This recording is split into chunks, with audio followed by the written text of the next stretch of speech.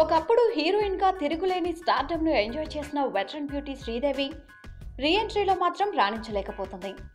ఓవైపు తన కూతురు జాన్వీని హీరోయిన్ గా నిలబెట్టే ప్రయత్నాలు చేస్తూనే తన ఏజ్ కు తగ్గ పాత్రలతో మళ్లీ ప్రేక్షకులకు దగ్గరవ్వాలని భావిస్తోంది ఒకప్పటి అతిలోక సుందరి. అయితే మళ్లీ ప్రేక్షకులను ఆకట్టుకోవాలని భావిస్తున్న శ్రీదేవి ఆశలు నెరవేరటం లేదని ఆమె నటించిన సినిమాల ఫలితాలను బట్టి అర్థమవుతుంది.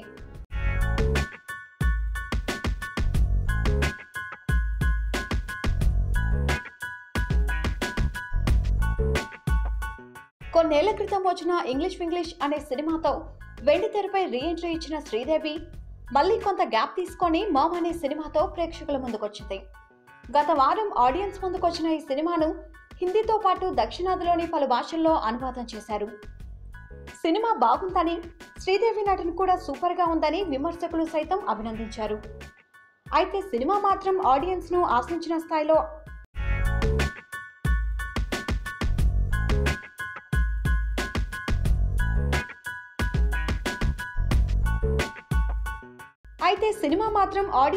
ఆశించిన స్థాయిలో ఆకట్టుకోలేకపోయిందని, శ్రీదేవి ఖాతాలో మామ్ కూడా మరో డిజాస్టర్ గా మిగిలిపోయినట్టే అని ట్రేడ్ వర్గాలు తేల్చేశాయి.